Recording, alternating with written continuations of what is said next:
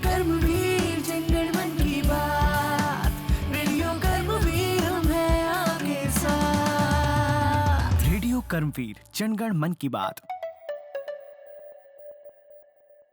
राम राम किसान भाइयों, मैं डॉक्टर आशीष जोशी आप सभी का रेडियो कर्मवीर 90.0 एफएम पर हार्दिक स्वागत करता हूं। हमारे इस खास कार्यक्रम मेरी माटी मेरा खेत में आज हम फिर लेकर आए हैं किसानों से जुड़ी और ऐसे तमाम मुद्दों की चर्चाएं जो आप सभी के लिए बेहद उपयोगी हैं। आज हमारे साथ इस खास जो विषय है हमारा पशुधन बीमा कराओ सुरक्षा कवच पाओ, उस पर बात करने के लिए हमारे साथ हैं शालिका सिंह जी, जो कि भारतीय कृषि बीमा कंपनी में सहायक प्रबंधक हैं। शालिका जी, आपका हार्दिक स्वागत है। शालिका जी, हम चर्चा की शुरुआत करें उससे पहले मैं बताना चाहूँगा कि हमारा ये कार्यक्रम नेशनल फर्टिलाइजर्स लिमिटेड की विजयपुर इकाई द्वारा प्रायोजित है। NFL एक शेड्यूल ए मिनी रत्न कंपनी है जो रसायन एवं उर्वरक मंत्रालय के तहत सार्वजनिक क्षेत्र का सबसे बड़ा संगठन है और देश में नाइट्रोजन उर्वरकों का सबसे बड़ा उत्पादक है। किसानों का मित्र, राष्ट्र का गौरव। तो शालिका जी, हम चर्चा की शुरुआत करते हैं। सबसे पहले तो मैं आपसे जानना चाहूँगा, क्योंकि किसानों की जो पशुधन है वो खेती किसानी की से जो जुड़े हुए किसान हैं उनके लिए बेहद उपयोगी चीज़ है।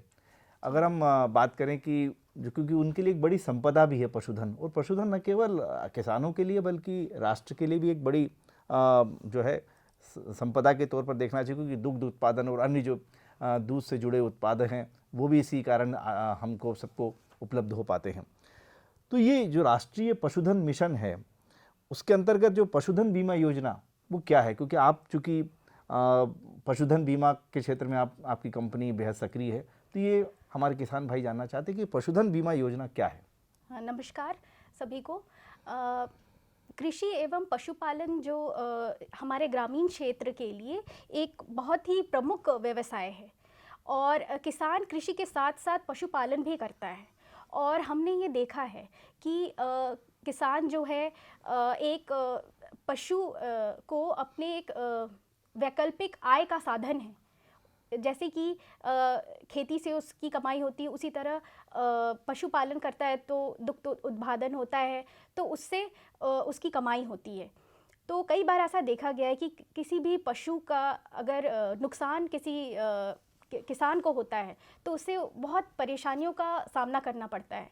बीते दिनों हमने लंपी वायरस का भी प्रकोप देखा था, जिसमें काफ़ी पशु की मृत्यु हो गई थी और किसान बहुत ही परेशान हो गया था और उसकी बहुत ही ज़्यादा कमाई पे असर हुआ था। तो इन सब चीज़ों को ध्यान में रखते हुए राज्य सरकार की तरफ से राष्ट्रीय पशुधन मिशन के अंतर्गत पशुधन बीमा का प्रावधान किया गया है, जो सभी राज्यों में लागू है और हमारे मध्य प्रदेश में भी यह योजना जो है लागू है।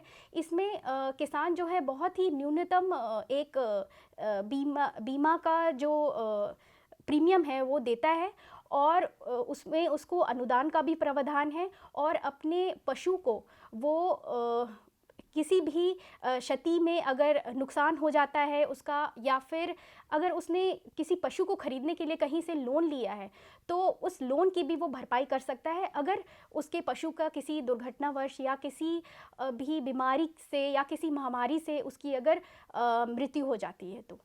तो ये राष्ट्रीय पशुधन मिशन के अंतर्गत पशुधन बीमा का प्रावधान है। शालिका जी, मैं जानना चाहता हूँ कि जो पशुधन बीमा योजना है उसके अंतर्गत किन किन पशुओं का जो है बीमा किया जाता है? क्या कोई खास उसमें से हैं कि उन्हीं पशुओं का बीमा होगा और कुछ ऐसे पशु जिनका बीमा नहीं होगा इस योजना के तहत? देखिए, जो भी किसान पशुपालन करता है और उससे उसकी कमाई होती है तो उन सभी जो पशु हैं वो सब का वो बीमा करा सकता है। सबसे पहले तो जो बड़े पशु हैं, जैसे कि दुधारू गाय है, दुधारू भैंस है, या फिर जो बोझ ढोने वाले जो भी पशु है या बैल है, इन सबों का वो बीमा करा सकता है। फिर जैसे छोटे पशु आते हैं, जैसे कि आपके बकरी है, भेड़ है, सूअर आदि, इन सब का वो बीमा करा सकता है। और कौन से ऐसे पशु जिनका बीमा नहीं होता है इसमें से? क्योंकि अगर हम बात करें मध्य प्रदेश के संदर्भ में तो ऐसे कोई पशु तो है नहीं जो जिनका बीमा नहीं होता है, क्योंकि क्या होता है कि किसान भाई हमारे जो है वो जब बीमा कराने जाते पता चलता है कि ये नहीं, ये पशु जो है इसका बीमा नहीं हो सकता है। तो ऐसे कौन से पशु हैं? जो राष्ट्रीय पशुधन मिशन के अंतर्गत जो बीमा हो रहा है, तो अभी मध्य प्रदेश में हम बड़े पशुओं का बीमा करा रहे हैं, जो मैंने अभी आपको बताया कि जो दुधारू गाय है, भैंस है, और जो छोटे जो भी पशु है जैसे बकरी, सूअर आदि, इन सब का बीमा हो रहा है। लेकिन इसके अंतर्गत और भी दूसरी बहुत सारी स्कीमें हैं, जिसमें पोल्ट्री का भी बीमा होता है, जिसमें हम घोड़े का भी करते हैं, जिसमें हम जो ऊँट है उनका भी बीमा होता है। तो सभी का बीमा होता है। लेकिन अभी मध्य प्रदेश में फ़िलहाल दुधारू गाय, भैंस और जो छोटे पशु हैं उनका ही बीमा हो रहा है। धीरे धीरे ये आगे भी बाकी पशुओं को भी हम कवर करेंगे। हमारे किसान भाई ये भी जानना चाहते हैं कि जैसे वो पशुधन बीमा योजना के तहत अगर अपने पशुओं का बीमा कराने जाएं, उसके पहले क्या उनका टीकाकरण जो है क्या अनिवार्य है, जिनका भी आप बीमा कराना चाहते हैं? क्योंकि ये कहीं ना कहीं जैसे इंसान का होता है तो उसका मेडिकल टेस्ट होता है, तो क्या इस तरह का कोई प्रावधान तो इसमें नहीं है कि उनको टीकाकरण होना चाहिए, उनको पहले उनका फिटनेस एक तरह से देखा जाए, तो क्या ऐसा प्रावधान है क्या इसमें? जी हाँ, ये बहुत ही अच्छा सवाल आपने पूछा। किसी भी पशु का अगर आप बीमा कराना चाह रहे हो तो उसका पूरा का पूरा टीकाकरण होना बहुत ही अनिवार्य है। वो पशु हर तरह से स्वस्थ होना ज़रूरी है, क्योंकि क्या है कि जब भी हम बीमा कराते हैं तो ऐसा नहीं कि हम बीमार पशु का बीमा कराएं या फिर क्लेम लेने के लिए हम बीमा करा रहे हैं, तो ये इंश्योरेंस के प्रिंसिपल के अगेंस्ट है। इसीलिए हम जो भी बीमा कंपनी किसी भी पशु का बीमा करती है, उस बीमा कंपनी को एक स्वास्थ्य प्रमाण पत्र जो है वो किसान को देना पड़ता है, जो कि पशु चिकित्सक द्वारा ही प्रमाणित किया जाता है। ये स्वास्थ्य प्रमाण पत्र में उस पशु का टीकाकरण का विवरण पूरा दिया जाता है। उसका जो टैग है, जो 12 डिजिट का जो कान में आपने देखा होगा पशु में एक 12 डिजिट का जो टैग लगा रहता है, वो उस टैग का विवरण, उस पशु का विवरण और उस पशु का कब टीकाकरण और कौन कौन सा टीकाकरण किया गया है, इसका पूरा विवरण पशु चिकित्सक को देना पड़ता है। वो बीमा कंपनी को प्रस्तुत करवाना पड़ता है, उसके बाद ही इसके उस पशु का बीमा होता है। यानी कि हमारे किसान भाइयों के लिए जानकारी है कि आप किसी पशुधन का बीमा कराना चाहते हैं तो उसका पहले वो मेडिकली फिट होना चाहिए।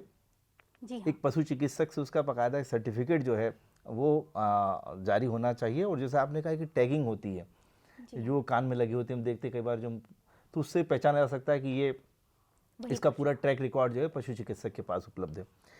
एक बात शालिका जी हम जानना चाहते हैं कि इसमें पशुधन बीमा योजना के अंतर्गत जिनका बीमा किया जाता है, तो उसमें से कौन कौन से जो जोखिम यानी रिस्क जो है वो कवर किए जाते हैं इसमें? फिलहाल मध्य प्रदेश पशुधन एवं कुक्कुट विकास निगम द्वारा अभी जो हम राष्ट्रीय पशुधन मिशन के अंतर्गत पशुधन बीमा योजना कर रहे हैं, इसके अंतर्गत हम 2 रिस्क कवर कर रहे हैं।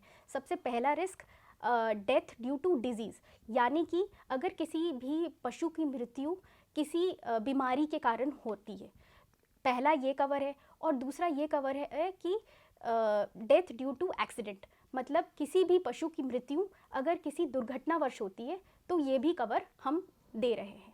इसके अलावा बीमा कंपनी के पास जो उनका निजी प्रोडक्ट है, उनमें वो बाकी कवर को भी शामिल करे हैं, जैसे कि ट्रांजिट कवर।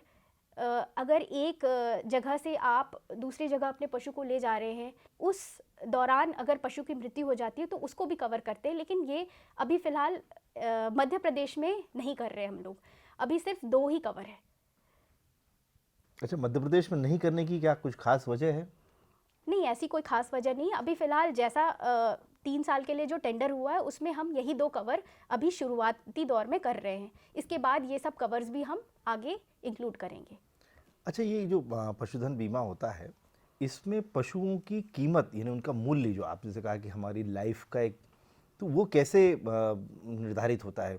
क्योंकि जैसे मान लीजिए कि गाय हैं तो गाय की भी अलग अलग प्रजातियां हैं, कि गिर गाय अलग है, दूसरी तरह की गाय साहिवाल गाय है, और कोई एक देसी गाय है। तो इसमें गायों का भी जैसे अलग हो, जैसे भैंस है, मुर्रा भैंस है, ये सामान्य दूसरी भैंसें हैं, तो उनकी कीमत का निर्धारण कैसे होता है? मतलब उनका एक जो रिस्क कवर है उसका मूल्य का निर्धारण कैसे किया जाता है? जैसा कि आपने कहा कि एक पशु का जो मूल्य है वो उसके जो नस्ल है उसके आधार पे होता है, ये सही बात है। लेकिन अगर किसी भी पशु का हम बीमा कराने चाहते हैं तो उनका जो मूल्य है वो 3 लोग जो है उसको निर्धारित करते हैं। सबसे पहला तो जो किसान है वो रहता है, फिर बीमा कंपनी का जो प्रतिनिधि रहता है वो, और जो पशु चिकित्सक है, ये तीनों निर्धारित करते हैं। लेकिन जो हमारे भारत सरकार के दिशा निर्देश के अनुसार अगर किसी पशु की जो न्यूनतम मूल्य है उसको निर्धारित करने के लिए उसकी जो दुग्ध उत्पादन है उसके साथ हम उसको लिंक करते हैं। जैसे कि भैंस के केस में 3000 प्रति लीटर प्रतिदिन के हिसाब से हम तय करते हैं। जैसे कि उदाहरण के लिए अगर कोई भैंस है जिसका जो दुग्ध उत्पादन है वो 10 लीटर का है, तो हम 10 लीटर को 4000 से गुना करते हैं, 40,000 रुपये उसका मूल्य होगा। और यही अगर किसी गाय की कीमत अगर हम निर्धारित करना चाह रहे हैं तो 3000 रुपये एक दिन में वो उसका कितना दुग्ध उत्पादन है उससे हम गुना करते हैं। जैसे कि 10 लीटर गाय दूध देती है तो 3000 गुना 10 लीटर, तो 30,000 उसकी न्यूनतम जो मूल्य होगा वो होगा।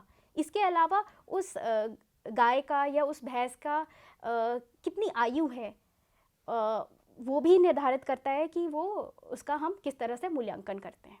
यानी इसमें जैसे जो गाय है, भैंस है, इनके अलग अलग प्रजातियां हैं और जो उसमें जैसे दूध उत्पादन जो होता है, कुछ गायें जो हैं वो 4-5 लीटर भी देती हैं, कुछ 10 लीटर भी देती हैं दूध, और कुछ भैंसें हैं जो 6-8 लीटर, कई बार 15-15 भी, अलग अलग तरह की।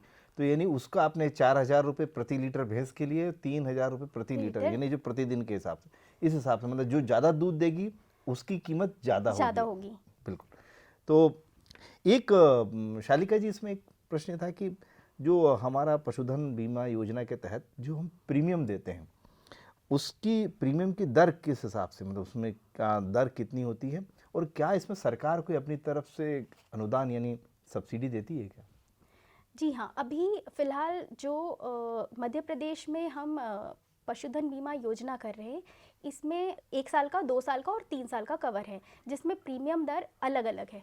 अगर 1 साल की बीमा पॉलिसी आप ले रहे हो तो 3.5% का प्रीमियम दर है, 2 साल की पॉलिसी है तो 6.5% का प्रीमियम दर है, और अगर 3 साल की पॉलिसी है तो 9% का प्रीमियम दर है। और इसमें जो अनुदान का प्रावधान है वो किसान जो है वो किस श्रेणी में आता है उसके बेसिस पे हम करते हैं। जैसे कि अगर कोई किसान जो APL फार्मर है, मतलब गरीबी रेखा से ऊपर है, तो उसको 50% का अनुदान प्रदान होगा। और अगर कोई किसान गरीबी रेखा से नीचे है या फिर वो अनुसूचित जाति या अनुसूचित जनजाति में आता है तो उसका जो है अनुदान 70% तक का मिलता है। उदाहरण के लिए अगर कोई किसान 40,000 के गाय का बीमा कराना चाह रहा है 1 साल के लिए, तो 40,000 के हिसाब से 3.5% अगर आप निकालोगे तो 1400 रुपये उसका प्रीमियम आता है। अगर ये किसान गरीबी रेखा से ऊपर है तो 750 रुपये किसान को देना है, 750 रुपये जो है वो सरकार देगी। लेकिन अगर ये किसान गरीबी रेखा से नीचे है या फिर अनुसूचित जाति या अनुसूचित जनजाति में आता है तो उस किसान को 420 रुपये सिर्फ प्रीमियम देना पड़ेगा, 70% उसको अनुदान मिलेगा, सिर्फ 30% ही किसान को देना है। लेकिन अगर किसी किसान को अनुदान का प्रावधान लेना है तो उसे जाति प्रमाण पत्र या फिर BPL कार्ड भी जमा करनी होगी बीमा कंपनी को। आपने बहुत अच्छी बात बताई कि सरकार जो है पशुधन बीमा योजना के तहत जो गरीब, जो छोटे किसान हैं, यानी जो गरीबी रेखा के नीचे हैं, उनको बीमा का जो प्रीमियम है उसका 70% अनुदान के रूप में देती है। वही हमारे अनुसूचित जाति और जनजाति के जो भाई हैं, किसान भाई हैं, उनको भी इस प्रकार से 70% का अनुदान सरकार, यानी एक तरह से सरकार इसमें काफ़ी बड़ा अनुदान जो है पशुधन बीमा योजना के तहत प्रीमियम के लिए दे रही है। और ये जो अनुदान है ये सिर्फ केंद्र सरकार ही नहीं, इसमें राज्य सरकार भी दे रही है। जो 50% का अनुदान है उसमें 25% केंद्र सरकार देती है और 25% राज्य सरकार देती है। यानी ये जो प्रीमियम में अनुदान है उसमें केंद्र और राज्य सरकार दोनों का कंट्रीब्यूशन। दोनों का कंट्रीब्यूशन। शालिका जी, एक हमारे किसान भाई जानना चाहते हैं कि हमने किसी एक पशुधन का बीमा कराया, मान लीजिए आज हमने उसका बीमा कराया और एक दिन बाद ही उसकी मृत्यु हो गई किसी कारण से, तो ऐसी स्थिति में क्या हमें अनुदान की राशि जो प्रीमियम बीमा का हम क्लेम मिलेगा क्या? ये बहुत ही अच्छा सवाल पूछा आपने।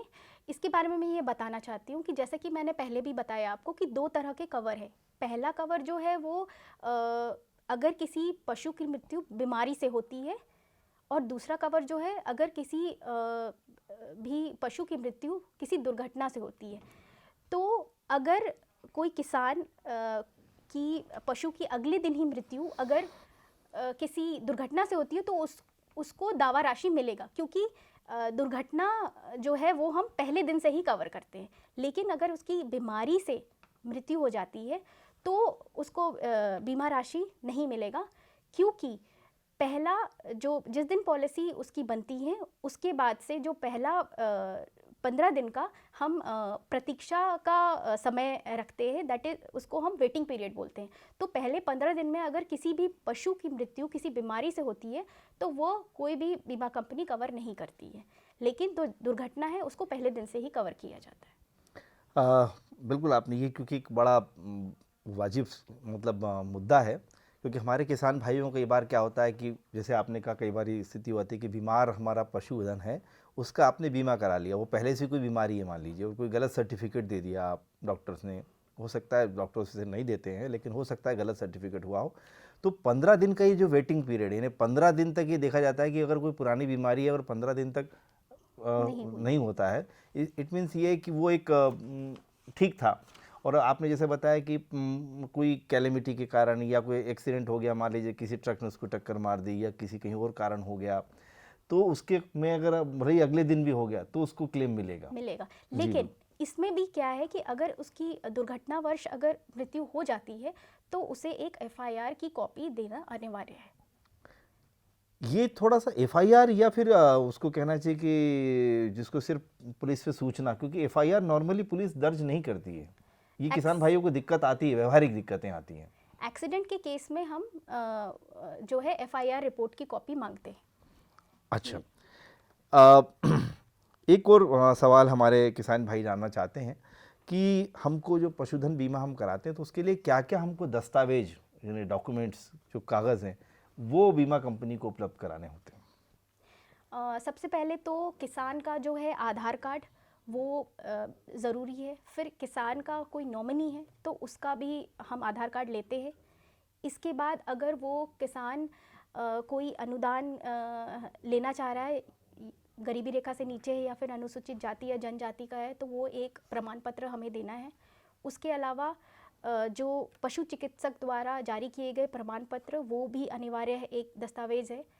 इसके बाद जो पशु है उसके जो फोटोग्राफ है वो देना अनिवार्य है सभी तरफ से, उसके टैग का फ़ोटो, उसके राइट साइड से, उसके बाएं साइड से, पीछे से, उसका जो है एक ओनर के साथ उसका एक फ़ोटो होना अनिवार्य है। ये सारे दस्तावेज जो है वो कंपनी को देना अनिवार्य है।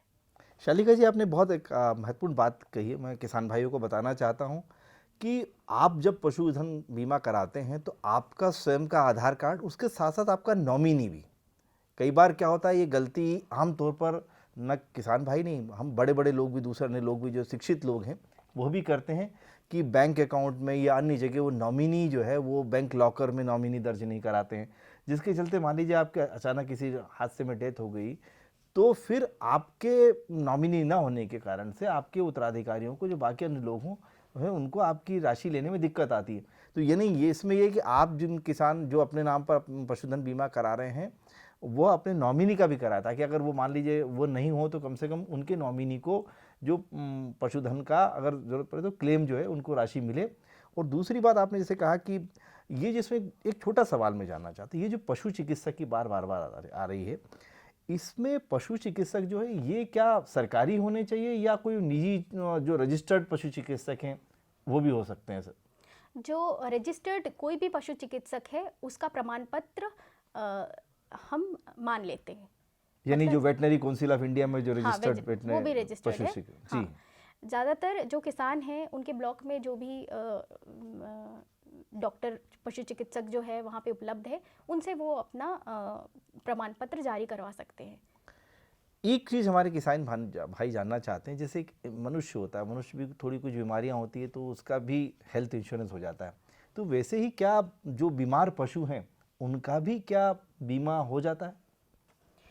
जब जैसे मैंने पहले ही कहा कि अगर कोई पशु बीमार है तो उसका हम बीमा नहीं करते हैं, और अगर थोड़ी बहुत अगर उसको कोई भी जैसे कि मान लीजिए कि पशु जो है वो प्रेग्नेंट है, तो ये आपको डिक्लेयर करना है कि भाई ऐसा है, क्योंकि जब भी हम बीमा लेने जाते हैं तो जो भी चीज़ पहले से मौजूदा अगर उसको कुछ भी तकलीफ़ है या जो भी है वो बीमा कंपनी को बताना अनिवार्य है। अगर बाद में ये पता चलता है कि बताया नहीं गया और उसका बीमा करा गया तो ये पॉलिसी को रद्द की जा सकती है बीमा कंपनी द्वारा कि आपने ये चीज़ों को छुपाया है। शालिका जी, बिल्कुल आप ठीक कह रहे हैं कि जैसे हम लोगों के लिए भी हेल्थ इंश्योरेंस हम कराते हैं तो उसमें भी अगर हमको कोई पहले से कोई डिसीज़ है तो उसको हमें डिक्लेयर करना होता है, ताकि अगर वो बीमा कंपनी की उसमें क्राइटेरिया में आता है तो ही वो आगे फिर बीमा को कंटिन्यू करते हैं। वैसे ही अगर हम किसान भाइयों के लिए भी बहुत ज़रूरी जानकारी है कि अगर आपके पशु को कोई बीमारी है, जैसे आपने कहा मान लीजिए कि भैंस है, गाय है, वो पहले से प्रेग्नेंट है, तो वो ये डिक्लेयर करना ताकि अगर कोई ड्यूरिंग प्रेगनेंसी कुछ अगर कोई प्रॉब्लम आती है तो अगर उसमें फिर ये नहीं तो फिर बीमा कंपनी उसको क्लेम नहीं देगी। तो इसलिए ज़रूरी है कि पहले से आप डिक्लेयर करें। अगर कोई छोटी सी है, अगर वो लगता है कि ये बीमारी को भी कवर किया जा सकता है, उसके बाद भी बीमा हो तो बीमा कंपनी उसमें बीमा करेंगी। बिल्कुल। दूसरी एक बात ये है कि ये जो हमारे किसान भाई हमारे जो पशुपालन करते हैं, अगर वो अपने पशुधन का बीमा कराना चाहते हैं तो वो उसके लिए किससे संपर्क कर सकते हैं? अगर कोई भी पशुपालक अपने पशु का बीमा कराना चाहता है तो हमारे जो गांव में जितने भी एजेंट्स हैं, बहुत सारे ऐसे एजेंट्स हैं बीमा कंपनियों के जो बीमा करते हैं, आप उनसे संपर्क कर सकते हो, या फिर अपने पशु चिकित्सक हैं उनसे आप संपर्क कर सकते हो, या फिर जहां आपने बैंक से अगर लोन लिया है तो आप बैंक से संपर्क कर सकते हो, या फिर आप डायरेक्ट बीमा कंपनी को भी संपर्क कर सकते हो कि मुझे अपने पशु का बीमा कराना है। एक चीज़ आपने बहुत महत्वपूर्ण अभी कहा कि अगर आप पशुधन के लिए बैंक लोन ले रहे हैं तो जो लोन के लिए क्या मैंडेटरी होता है, कंपलसरी होता है कि आप अपने पशुधन का बीमा होना ही चाहिए तभी बैंक उसके अगेंस्ट आपको लोन देती है? यानी जो हमारे किसान भाई अपने मान लीजिए भैंस के लिए गाय खरीदने के लिए लोन लेना चाहते हैं, तो जो भैंस गाय लोन पर खरीद रहे हैं उनका बीमा कंपलसरी है क्या? देखिए, जो बैंक लोन के केसेस है तो ये बैंक वाले करवाते हैं उसका बीमा, और कई बार ऐसा देखा जाता है कि जो बीमा का जो दस्तावेज़ है वही बैंक ओनरशिप प्रूफ के तौर पर अपने बैंक में रखती है। तो ये बैंक जो है उनके ऊपर है कि वो बीमा कराना चाहता है या नहीं है, और ये पशुपालक के भी ऊपर है। लेकिन ज़्यादातर केसेस में देखा जाए तो जो भी बैंक लोन देती है वो बीमा भी कराती है। यानी बिल्कुल वैसे ही काम है जैसे आजकल हम होम लोन लेने जाते हैं। जी हाँ। तो हमारा भी एक टर्म इंश्योरेंस करती है, मतलब अपने लोन को सिक्योर करने के लिए जो बैंक्स हैं वो आपका भी एक टर्म इंश्योरेंस कर दी ताकि अगर आप मान लीजिए खुदा न खास्ता आप ना रहो तो आपका एक लोन की जो है रिकवरी कहीं ना कहीं से की जा सके। जी हाँ, जी। जी बिल्कुल, बहुत महत्वपूर्ण जानकारी थी। दूसरी बात शालिका जी, मैं आपसे आखिरी सवाल ये जानना चाहता हूँ कि हम जो हमारे मान लीजिए पशुधन का बीमा कराया हमने और उसकी डेथ हो गई, तो उसको क्लेम लेने के लिए हमें कौन कौन से डॉक्यूमेंट्स जो हैं वो इंश्योरेंस कंपनी में जमा करवाने होते हैं, और साथ साथ ये जो क्लेम है वो लगभग कितने दिन में हमें मिल जाता है? जैसा कि जैसे आपने पशु का बीमा कराया है और उस पशु की मृत्यु हो जाती है तो सबसे पहले 24 घंटे के अंदर आपको बीमा कंपनी को बताना पड़ेगा कि आपके पशु की मृत्यु हो गई है। जैसे ही बीमा कंपनी को पता चलता है कि यहाँ से एक इंटीमेशन आया है तो वो एक अपना सर्वेयर वहाँ पे भेजती है। तो वो सर्वेयर जा कर के वो सर्वे करता है, देखता है, टैग को चेक करता है, सारी चीज़ें वो देख करके फिर उस फ़ोटो वगैरह ले लेता है, और जो पशु चिकित्सक है वो आकर के उस पशु का पोस्टमार्टम करता है, और उसमें ये देखा जाता है कि इस पशु की किस वजह से मृत्यु हुई है। फिर वो एक पोस्टमार्टम रिपोर्ट जारी करता है। तो जो बीमा कंपनी है उसको सबसे पहले तो जो मृत पशु है उसका फ़ोटोज़ चाहिए होता है। उसके बाद जो पोस्टमार्टम रिपोर्ट है जो पशु चिकित्सक जारी करता है वो देना अनिवार्य है। इसके साथ ही एक डेथ सर्टिफिकेट यानी कि मृत्यु प्रमाण पत्र भी पशु चिकित्सक जो है वो जारी करता है, वो देना पड़ता है। और जो कान में उसका जो टैग लगा है वो भी बीमा कंपनी को जमा करना पड़ता है। इसके अलावा जो बैंक का उसका जो पासबुक है, जिस खाते में वो दावा राशि पाना चाहता है, उसका फ़ोटोकॉपी देना पड़ता है। शालिका जी, आपने एक इसमें हमारे किसान भाइयों के लिए बहुत महत्वपूर्ण जानकारी दी है कि जैसे कोई आपने किसी अपने पशुधन का बीमा कराया है, तो अगर उसकी डेथ हो जाती है तो आपको तत्काल जो इंश्योरेंस कंपनी है उसको सूचना देना है। यानी उसकी आप जैसे कहना चाहिए कि डेड बॉडी को उसको डिस्पोज ऑफ करने से पहले आपको सर्वेयर को सूचना देना है। वो आके पहले जैसे हमारा होता है कि हम कोई गाड़ी का इंश्योरेंस कराते हैं तो गाड़ी का इंश्योरेंस आप ऑन द स्पॉट आप उसको वहीं रखते हैं और वहाँ पर आप सर्वेयर को बुलाते हैं कि स्पॉट पर ही जो है वो फोटोग्राफ ले। ठीक वैसे ही काम इसमें पशुधन के साथ भी होता है। एक शालिका जी, मेरा एक सवाल है कि हमारे मध्य प्रदेश में जो आपने कहा कि जो पोल्ट्री फार्मिंग होती है इसमें जो है वो इंश्योरेंस नहीं होता है उनका, लेकिन मान लीजिए हमारे मध्य प्रदेश में जैसे कुछ जगह घोड़ा पालन बहुत हो रहा है, घोड़ा पालन हो रहा है, अब तो शुतुरमुर्ग पालन बहुत हो रहा है। तो क्या ये घोड़ा शुतुरमुर्ग, जिस तरीके के शुतुरमुर्ग के अंडे काफ़ी महंगे बिकते हैं, तो इसको भी, तो ये क्या इनके लिए भी ये राष्ट्रीय जो पशुधन बीमा योजना है इसमें ये भी कवर है? और खासकर आपने कुछ कहा था कि कुछ जो पशु हैं वो मध्य प्रदेश में कवर नहीं, अन्य राज्यों में कवर है, तो ये जो अंतर है, मैं पहले सवाल दूसरे दोनों को जोड़ दिया, मैं दोनों के सवाल आपसे जानना चाहूँगा कि इन दोनों में मध्य प्रदेश और बाकी देश में क्यों अंतर है और ये अंतर कब खत्म होगा?